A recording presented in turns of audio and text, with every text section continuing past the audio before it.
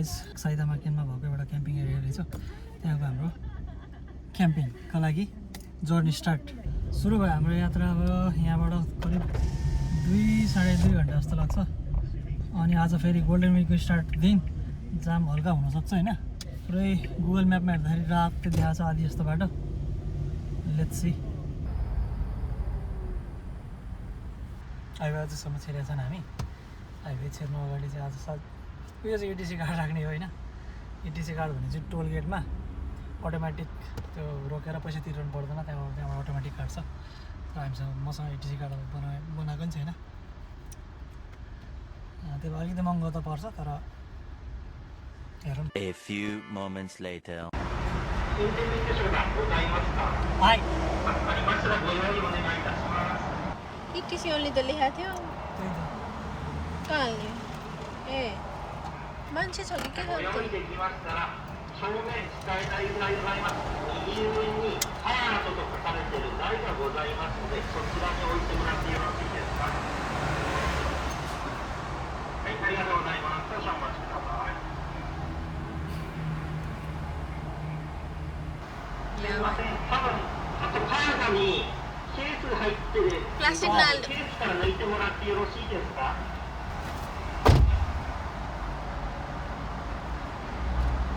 はい、ありがとうございます。あとですね、こちらのカード台の下、足の方にですね、チラシと書いてある箱がございますので、それですね、はい、チラシを1枚取ってもらってよろしいですか。ありがとうございます。もうしばらくお待ちください。 एटिसी नभएपछि यस्तो लफडा ETC भएको गाडीहरू मजाले गइरहेछ ありがとうございました。カードをお取りください。どうぞお戻りください。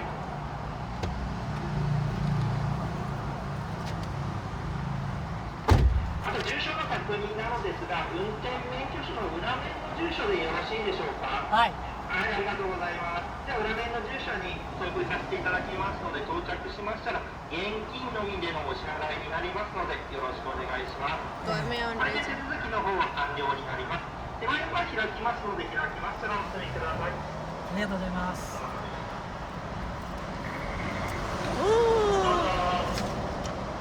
सिट बेल्ट लाउनु पहिला नहतारिकन यस्तो हुन्छ विकसित देशहरू मान्छे छैन कसरी बोलिरहेको थियो त्यो मान्छे कतै होला नि या बाई ETC ओन्ली त लेखाएको थियो तर मोस्टली ETC ओन्ली लेखे पनि भित्र गएपछि इमानदोरी हुन्छ नि होइन यसमा रहेन सके हामी अर्कै बाटो आयो कि आज यहाँनिर हामीलाई एक्जिट देखाइरहेछ हामीले बाटो मिस्टेक गऱ्यौँ 850 त्यत्तिकै गयो होइन गुरुजी एक त बाटो मिस्टेक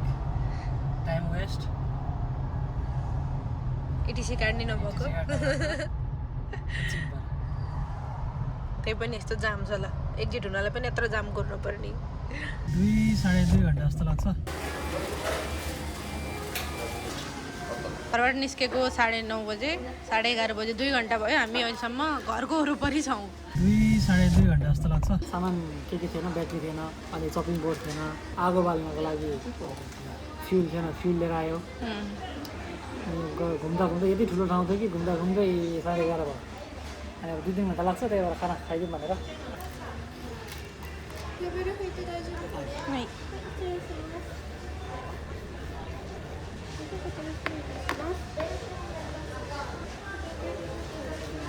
अनि यस्तै हुन्छ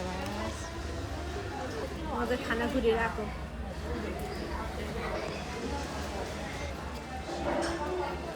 म्याकडोनल्ड चाहिँ नेपालमा किन छैन होला नि गाई भएर बिफ बनाउनु भन्ने भएर आई डोन्ट नो बिफ हटाएर चिकन अनि नेपालमा चल्ने बफ हाले पनि हुन्छ नि है नेपालमा म्याकडोनल्ड खानु यस्तो सजिलो यति फास्ट हुन्छ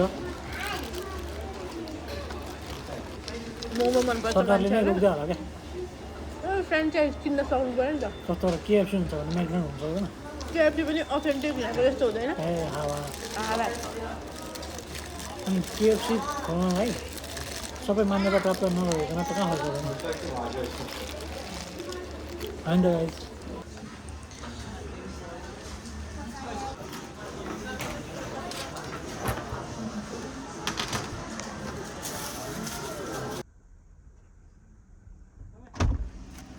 गाइस यो मेचा अनि यहाँ गरौँ यो गाडी स्टार्ट छैन के भन्नु छ बाटो मिस्टेक गरेर नि दायाँ बायाँ यस्तो भयो यति त फर्स्ट टाइम गाडी हाल्दै भएन 2.5 घन्टा जस्तो लाग्छ 2 घन्टामा पुग्ने ठाउँ 6 घन्टा भइसक्यो घुमेको 6 घन्टा त भएन हजुर 9:30 बजी हिँडेको घरबाट 2:30 भइसक्यो 1:30 हो हामी के अरे 12 बजीको चेक इन हो अझ कति घन्टा देखाएको थियो 1 बजेको चेक इन हो नि 12 बजी हो कि लास्ट चाहिँ 4 बजीसम्म हो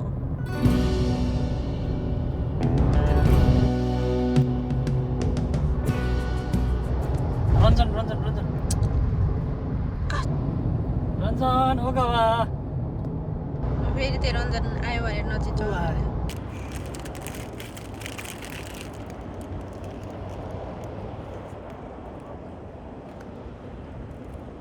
3:10 भयो अझै 20 किलोमिटर जान बाँकी छ अनि 2.5 घन्टा जस्तो लाग्छ फेरि भोक पनि ओभर लाग्यो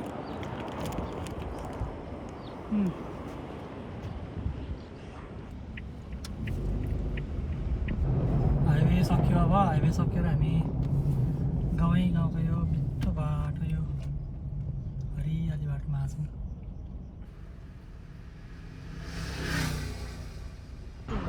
जहिले त्यस्तो हुन्छ तपाईँ गाडी चलाउँदाखेरि डराएर के तपाईँ डराएर होइन हौ हो त्यो भित्र यो आवाज पास नभएर त्यस्तो के होइन त नर्भस भएर नर्भस त होइन म त कति 6-7 चोटि त चलाएँ हो 6-7 चोटि चलाएर पहिलोचोटि चलाउँदा यही गाडी थियो यस्तै गाडी थियो होइन 650 सीसीको तेस्रो चोटि चाहिँ अलिक ठुलै चलाइयो चौथोचोटि यस्तो रातो पोतेको चाहिँ नि यहाँनिर स्पिड कम गर भने किनकि अब जस्तो करहरू छ नि होइन करहरू आउँदाखेरि अथवा पोसाकै हुन्छ इन्टरसेक्सनहरू आउँदाखेरि चाहिँ यसरी रातो पेन्ट गरिदिइसकेपछि मान्छेलाई है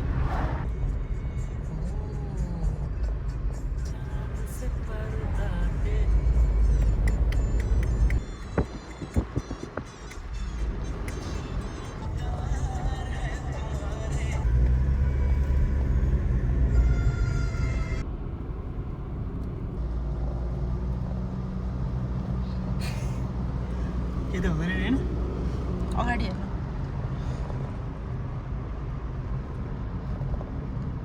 बाटो छ कि छैन भन्ने कुरो नि त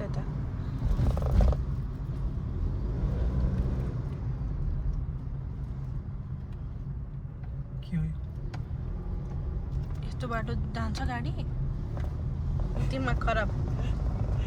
अहिले यो रातो ब्रिज चाहिँ पार गर्न मिल्छ कि मिल्दैन थाहा नभएर पार गरियो यो बाटो त होइन होला हौ मलाई टेन्सन परिसक्यो कहाँ देखाएको छ त्यसको छोडिदिनु त्यो गइसक्यो अनि त्यो हाम्रो फोनको चाहिँ फोन यही नै हो हुन त गाडी त छ न त गाडीहरू के को लागि आएको थाहा होइन वन जङ्गल फाड्ने मान्छे हो कि हामी घुम्न आएको मान्छे याबै भयो यस्तो बाटो त यस्तो बाटो त होइन होला हौ मान्छे हिँड्ने बाटो हो त भने गाडी हिँड्ने हो गाडी हिँड्ने हो त नि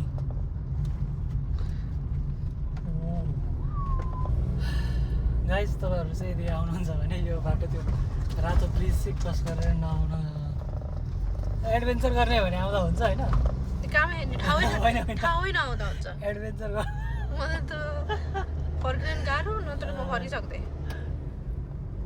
अब नै ठाउँ यसो माथिबाट ढुङ्गा पनि खसेर आऊ टाउको त्यो खस्छ भनेर सबै यस्तो पार लगाएर आएको छ फेरि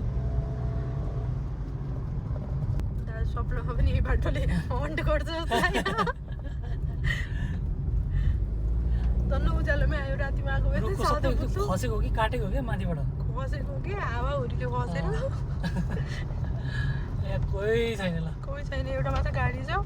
यता साइडमा खोला छ यत्रो ठुलो रोड मस्त सुतेर आनन्दले बसिरहेको थियो होला है हामी फर्स्ट टाइम आएर यिनीहरूलाई कति आनन्द भयो होला ढाड यो मसाज गरे जस्तो भयो होला है रोडलाई कति दिनदेखि त्यो मान्छे गइ नहिँडे जस्तो गाडी आयो एउटा आइ त गयो हामी जानु लागेको क्याम्पमा काम गर्ने मान्छे हुनसक्छ टर्न राइट है यहाँबाट माथि चढ्नुपर्छ जस्तो होइन त खास यताबाट आउनुपर्ने हो कि हामी कुन जङ्गलबाट त्यही आएको भने क्या यो बाटोबाट आउनुपर्ने यो गाई माथि जाने राइट जङ्गलबाट आएर यहाँ भाइ हुन्छ नि माथि राइट भनेको त्यही होइन र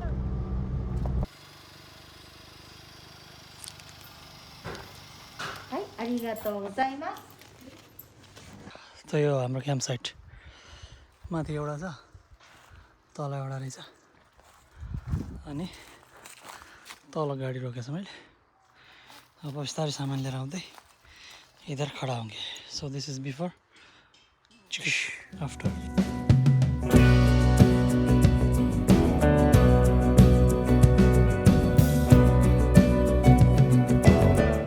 हामीले चाहिँ बार्बीक्यू सेट एकदम जुगाड गरेर दाइसोमा यसलाई चाहिँ चिप भयो जस्तो लाग्यो मलाई त्यस्तो नगर न मम्मीले थाहा सुन्नुभयो भने मार्नु अब यो काम गर्छ कि गर्दैन चाहिँ गरौँ अच्छा ए लक रहेछ हौ फेरि घरबाट बोल्ने हो कि थाहा छैन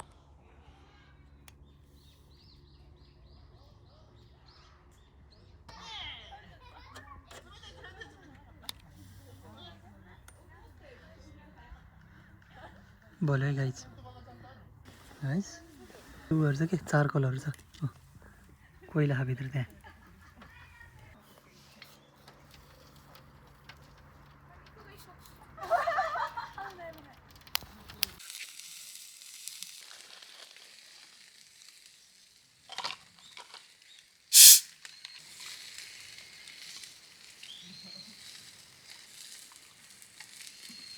नेपालीहरू पनि आएको भन्छ उसमा होला क्या chopping board cute chopping board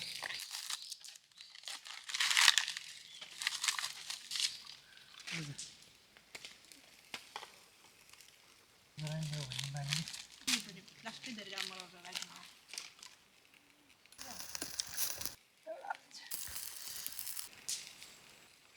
जे पनि मिठो मानेर खान्छौँ फेरि मिठो भयो नि काँचो भयो नि जे भयो नि खान पाए भयो हामीलाई यस्तो जङ्गलमा आएर त यस्तो खाना पाउनु त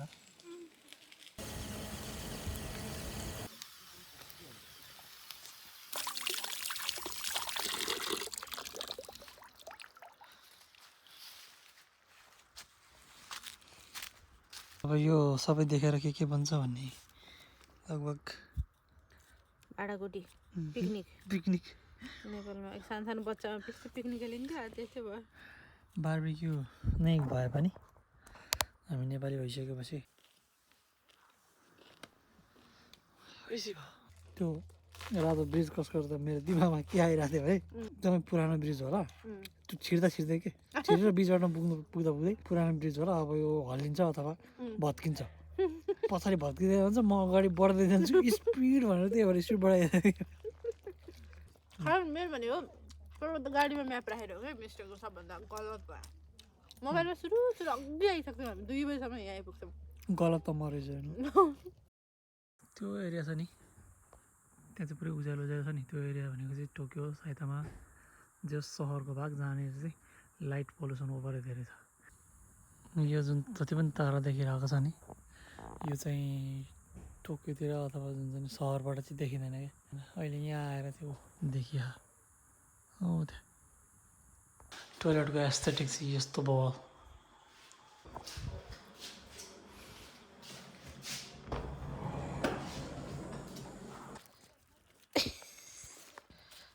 लाइट आगो बाल्नलाई दाउरा खोज्न जाँदै हुनुहुन्छ उहाँ हल्का हल्का दाउरे भइयो लाइटर भयो भयो नभ्याउनु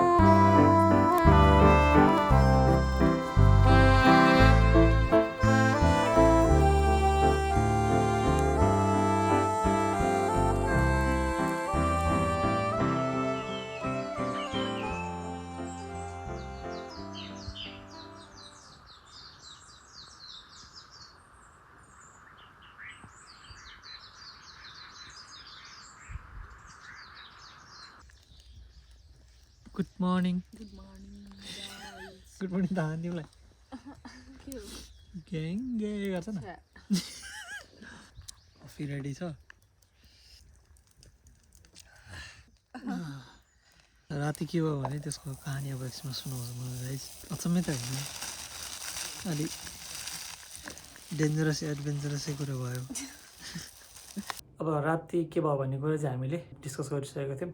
तर आवाज अडियो क्वालिटी राम्रो आएन त्यही भएर मैले यहाँ सेयर गर्दैछु होइन भयो के भने हाम्रो टेन्ट बाहिर राति 1 या 2 बजीतिर बाघ आयो कि भालु आयो कि अथवा कुनै जङ्गली जनावर आयो सो भयो के भने राति 10:30 बजीतिर खाना खाएर सुतिसकेको थियौँ राति 1:30-2 बजी थियो होला मेरो कानमा खुसु आवाज आयो अब म त मस्त निन्द्रामा थिएँ के भयो भनेर सो उठ्दाखेरि सन्तोषीले 5 मिनटदेखि मलाई बोलाइरहेको रहेछ बोलाउनु पनि कसरी भने सागर भनेर बोलाइरहेको रहेछ किन बोलाएको रहेछ भने 5-10 मिनट अगाडिदेखि उसले हाम्रो टेन्ट बाहिर कुनै जङ्गली जनावरले हड्डी कुटु गरेर खाइरहेको आवाज सुनेछ हड्डी पनि सबैरहेको हुन्छ है कडाक गरेर सुन्दै म छेउमै छु कि फेरि त्यही यहीँ साइडमा आएर त खुसु गरेर अनि त्यही भित्र छिरेर एकदमै डर आएर मलाई बोलाइरहेको छ अब मलाई निन्द्राबाट उठ्न लगभग त्यस्तै 1-2 मिनट लाग्यो होइन यस्तो डर लाग्यो है अब बाघ हो कि भालु हो कि जेसुकै हो होइन एकदमै डर लाग्यो केही बोल्न सक्ने त्यहाँ के गर्न सक्ने अवस्था थिएन अनि गऱ्यौँ के भने पहिला चाहिँ सर्च गऱ्यौँ त्यहाँ नजिकै त्यो जङ्गलमा के जनावर आउँछ भनेर सर्च गऱ्यौँ त्यो सर्च पनि पुरै त्यो सिरकभित्र फोन राखेर होइन अब लाइट बाल्यो भने अथवा बोल्यो भने बाहिरबाट त्यो अच्छा म यहाँ बाहिर हड्डी खाइरहेको छु मासु त्यहाँ भित्र पो रहेछ भनेर आउन सक्छ भनेर सर्च गर्दाखेरि चाहिँ त्यहाँ राकुन अनि डियर यस्तो जनावरहरू हुँदो रहेछ भनेको एकदम त्यस्तो डेन्जरस त होइन तर के थाहा होइन बाघ भालु आइदिन पनि सक्छ भनेर बाहिर हेरिएन अनि के चाहिँ गर्ने भन्दा त्यहाँको म्यानेजमेन्ट चाहिँ नजिकै बस्दो रहेछ क्या त्यो पार्कको अनि त्यसलाई कल लगाएँ 4-5 चोटि कल लगाउँदा नि भाइ उठाउँदैन भएन भनेर अब 1:30-2 हो त्यत्तिकै चुप्प लागेर बसिरहेको पनि बिहान आउनु अझ 3-4 घन्टा बाँकी छ समय त बित्दैन त्यसरी केही उपाय नलागेर हामीले पुलिसलाई फोन गऱ्यौँ पुलिसलाई फोन गरेँ खुसु हो क्या फेरि मसी यस्तरी यो पनि ठुलो आवाज भयो अनि बोलायौँ आयो पुलिस आधी घन्टामा हाम्रो लोकेसन खोज्न पनि उसलाई 5-10 मिनट लाग्यो म यहाँ छु भनेर भित्रबाट बोलाउनु मिलेन उसले सुन्देला अनि बाहिर म निस्केँ यसो हेर्दाखेरि बाहिरबाट हामीले खाना एक्स्ट्रा राखेको थियौँ एक्स्ट्रा भन्नाले त्यो खाइ नसकेको कुराहरू राखेको थियौँ अनि त्यसलाई यसो हेर्दाखेरि त्यो बाहिर प्लास्टिक थोरै च्यातेर भित्रबाट निकालेर खाइरहेको रहेछ यहाँनिर थियो कि वाल हेर्दाखेरि चाहिँ त्यस्तो ठुलो पनि थिएन अब त्यो बाघ भालु हो भन्ने चाहिँ होइन रहेछ भन्ने लगभग तै पनि के थाहा न मैले देखेँ न त्यो पुलिसहरूले देखेँ के गर्ने भन्दाखेरि पुलिसहरूले पनि अति बेला निस्केर जा त भन्न मिल्दैन तर सेफ्टीको लागि तिमीहरू आइदर गाडीमा गएर बस अर तिमीहरूलाई जे लाग्छ त्यही गर होइन सेफ्टी हुने हिसाबले गर भन्यो अनि हामीले के गर्यौँ भने त्यो झोलालाई प्लास्टिक जो गोमी छ नि फोहोर त्यसलाई लगेर एउटा डेजिनेटेड ठाउँ रहेछ त्यहाँ लगेर फालिदिउँ गोमी के भयो पहिला यो फोहोर फालिदिउँ पहिला होइन एटलिस्ट यस्तो गरिसकेपछि नहो बाँच्न त नहोला